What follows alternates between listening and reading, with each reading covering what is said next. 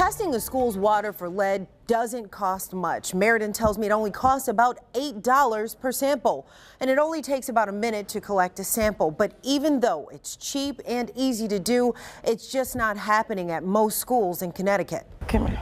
Patricia Rodriguez keeps a close eye on her 3-year-old daughter, Isabella. She was the first to notice something was wrong. It was just the way that she was acting. She wasn't holding blocks a certain way. She kept on getting sick frequently. A trip to the doctor found dangerously high levels of lead in her blood. 11.5 was her level for lead. That's more than double the amount of lead the Department of Public Health considers poisonous to a child. Lead is extremely harmful to children and can cause brain damage. It can cause her to end up with learning disabilities. It can cause her to have not a good memory where she can have memory loss. Patricia says Isabella got lead poisoning from lead paint in the house she used to rent. She was shocked to learn that she could be getting exposed to lead all over again when she goes to school. Out of more than 1,100 schools in Connecticut, the state says they only require 170 of them to test their water for lead. These schools that are on the list that you reference are individual public water systems. In the past 5 years, 17 of those schools came back over the legal limit for allowable lead contaminants. All other schools in the state get their water from public water systems like MDC or Aquarian. That doesn't mean that drinking water can't be contaminated with lead. According to the EPA, lead contamination of drinking water usually comes from corroded plumbing. And it wasn't until the Reduction of Lead in Drinking Water Act that went into effect in 2014 that virtually outlawed lead in pipes and plumbing. So unless a school was built in the last 2 years, it's likely to have plumbing with lead components. Why wouldn't the schools periodically test their water for lead if that's where the problem is and not necessarily from the water source? If they choose to move ahead and do that, it's a proactive move. But again, it's not a requirement in the state of Connecticut. Although Meriden schools are not required to test, this spring they decided to do so after 2,200 children across the state turned up with dangerously high blood lead levels likely caused by lead paint in 2014. 103 of them were from Meriden. We still wanted to give everybody a level of comfort, whether it's a parent of a child or the administration in the city of Meriden. Meriden officials say they tested every school in the city and found out that the water had acceptable levels of lead in it. But we found none of the top cities for lead poisoning in children are required by the state to test their school's water for lead contaminants. New Haven voluntarily did so for the first time this past June. The troubleshooters obtained testing results, which showed a water sample taken from a drinking fountain at Morrill Sheridan Magnet School in New Haven tested at 26 parts per billion, almost double the safe limit of 15 parts per billion. They retested at that water fountain several weeks later. Samples tested lower at 12 parts per billion. The numbers can go up and down, and to do consistent testing is the only way you can figure that out. Waterbury hasn't tested their school water in 6 years. But at our request, they agreed to test some schools last month. John Gill Martin Elementary School is a newer school, and the water was first tested back in 2010 when it first opened. Back then, it had virtually no lead in the water sampled. But the new test results are 11 parts per billion, still under the limit of 15 parts per billion, but it has gone up a lot in just 6 years. 4 or 5 months. She was in and out of the hospital and everything. Patricia is focusing on helping Isabella get well again. She hopes the schools will do their part to help keep her that way. They should do everything in their power to make sure that it's lead-free. After our continued request, the city of Hartford agreed to test their school's water for lead this morning, and we were there. We'll bring you those results just as soon as we get them. For the NBC Connecticut Troubleshooters, I'm AJ Walker. Federal investigators say Jamila Williams Stevenson, along with Loretta Colburn, stole more than 20 identities. They took like multiple banks account on my name. Stole my checks. Tried to, take over my life. Stole our mail and started counterfeiting the checks. But it's how they're said to have gotten some of their victims' personal information that is most shocking. They had my social security number. Authorities say several of the alleged victims had been patients at Yale New Haven Hospital, where William Stevenson was working as a companion or sitter. It's believed she used her job at the hospital to steal patients like Donna Walker's information and identity. It was people that was expected to die. I really believe that. Donna says she was being treated at Yale New Haven Hospital because she had suffered from a brain injury and didn't expect to survive. She thinks William Stevenson didn't expect her to make it either. They expected me to die. Like I said, I was on a ventilator. Donna says once William Stevenson and Coburn got her information, they quickly made use of it. I got a notice from the post office that said that my address had been changed. According to this court affidavit, once the two changed their alleged victims' addresses, they took control of their mail, then took control of their finances. And I find out that they've been applying for credit cards. Willie Ampley tells me his daughter was also a patient at Yale New Haven Hospital. And like Donna, she was in bad shape. She was in the mental department of the hospital. Willie says someone claiming to be from Yale New Haven Hospital called needing information. They had called me and wanted me to be her beneficiary for some reason if something happened to her, so that's how they got it. He had handed over all of his personal information and more of his daughter's. I had made an insurance policy out on my daughter while she was in the hospital. Federal investigators learned William Stevenson had made herself the beneficiary on a $50,000 life insurance policy on Willie's daughter. According to the U.S. State's Attorney's Office, the suspects carried out an identity theft and mail fraud scheme for 2 years until being arrested in July. William Stevenson faces charges of bank fraud and aggravated identity theft, while Coburn was charged with conspiracy to commit fraud. Neither has entered a plea. We stopped by William Stevenson's home. So we're running a story on some of the things you were accused of doing with identity theft, and I wanted to know, did you want to have an opportunity to speak up for yourself at all? Do you want to at least talk about why, or at least apologize to some of the people? We also stopped by Coburn's, but nobody came to the door. Through court paperwork, the troubleshooters know at least 4 of the victims were patients at Yale New Haven Hospital. One of them, an 84-year-old woman who passed away. Federal investigators won't tell us if any of the other identity theft victims were patients too. We asked Yale New Haven Hospital. A spokesperson said they don't know, but are investigating. The hospital also gave us a statement, saying in part, quote, "The actions alleged to have been taken by Miss Williams Stevenson are reprehensible, and they are, quote, taking steps to ensure that this sort of activity does not occur again." You know, if you're on death's door, that's where you want to be, at Yale New Haven Hospital. Donna says she thinks Yale New Haven Hospital delivers stellar medical care, but she wants them to do more to protect patients' information from employees. Yale New Haven Hospital officials say they are cooperating fully with the U.S. Attorney's Office and that Jamila Williams Stevenson is no longer employed there. For the NBC Connecticut Troubleshooters, I'm AJ Walker.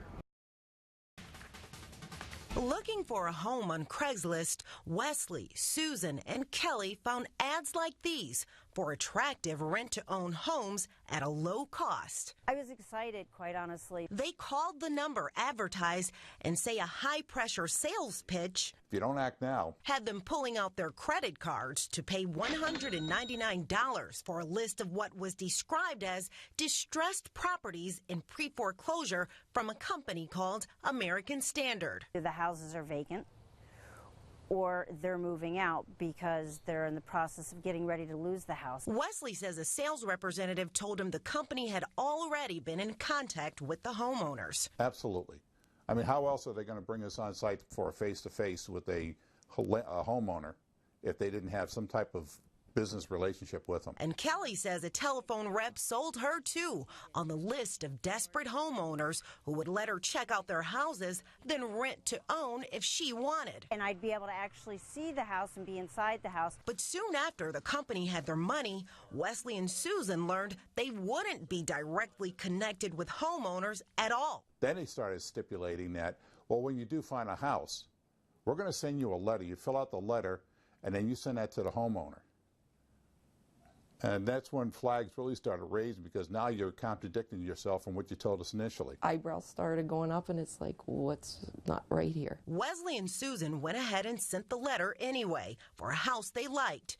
When they didn't get a response, they managed to track down the owner by phone. They never heard of American Standard. They started to question just what had they paid $199 for. We never saw anything that they indicated that they would provide us. The company's website states they are, quote, among the largest providers of distressed properties.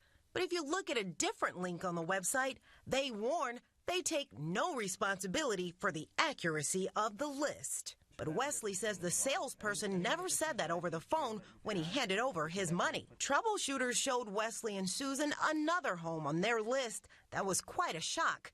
It's the one they're living in now. There it is, son of a gun. How is that possible? Wesley says they're in a 3-year lease. I spoke with the owner of his home who tells me he's never heard of American Standard. And he purchased the house less than a year ago and has never been behind in the payments. It's unsettling. Kelly says she feels tricked by the company. They took my money and ran. Her issues also started when she found the perfect home on the list. So when you found a house, what did they help you do? Nothing. Kelly found a home she was hoping to rent and own. She says the company never contacted the homeowner like she was promised over the phone. Instead, they told her to send a letter asking if she could take over the mortgage payment. But I mailed it to the homeowner at the address and never got anything back. That's probably because the owner never tried to rent out her house. She tells me she's never heard of the company. And she's not the only one. We reached out to other homeowners like Rosa Vasquez, whose Hartford home is advertised by the company as available.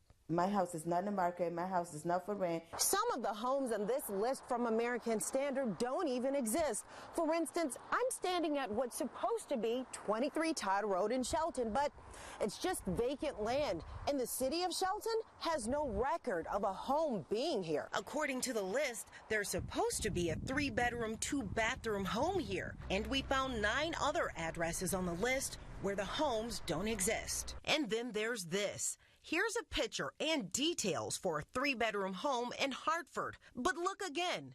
It's also listed as a 4-bedroom home in Naugatuck. I want my money back. The American Standard website claims they are, quote, one of the most trusted names in the business. But we found more than 700 complaints about them and the other name the company sells the list under, Anchor House Financial. After repeated attempts to contact the company's owner at their Santa Barbara, California offices, the troubleshooters received an email back. They did not answer any of our questions, but asked for the names of the customers so they could contact them directly about their issues. Meanwhile, Kelly, who bought lists from both companies, received a refund from Anchor House Financial, but not American Standard. They emailed her saying too much time had passed. They took advantage of somebody who needs housing, who doesn't have a big income, and they made money on me. And the Better Business Bureau has an alert out for both companies. They urge you to file a complaint if you've dealt with them and have a problem with either American Standard or Anchor House Financial. For the NBC Connecticut Troubleshooters, I'm AJ. Dahlia Bryan barely lived to tell her story. The doctor said he doesn't understand why I'm alive. Just those injuries should have killed me. She was stabbed 6 times by this man, Curtis Morley, the father of her 3 children.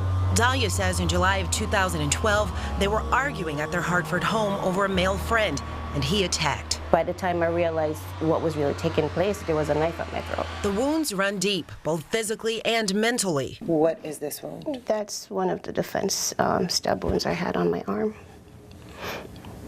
And how'd you get that one? I was blocking him from stabbing me in my chest. I'd also gotten stabbed in my bladder as well.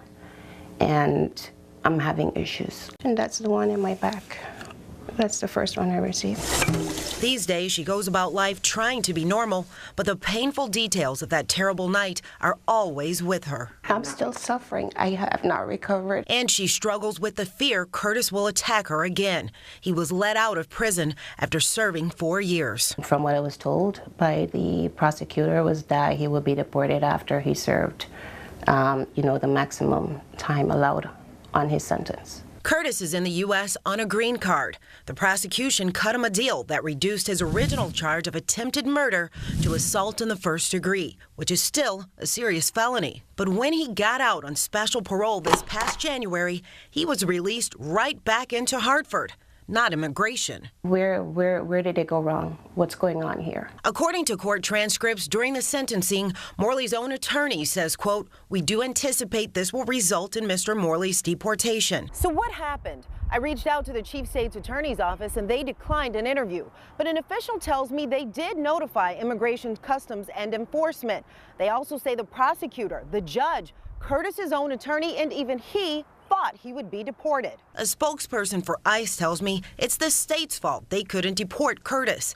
They declined to go on camera, but said in an email that because Curtis has a green card and that the charges were substituted down to a Class B felony, quote, U.S. Immigration and Customs Enforcement is precluded from pursuing removal charges. The final conviction does not reach the standard required for the individual to be placed in immigration proceedings. Yet according to this 2014 memo from the Department of Homeland Security, the number 2 priority for removal enforcement includes aliens convicted of a significant misdemeanor, including domestic violence or sentenced to a time of 90 days or more. He wanted to kill me.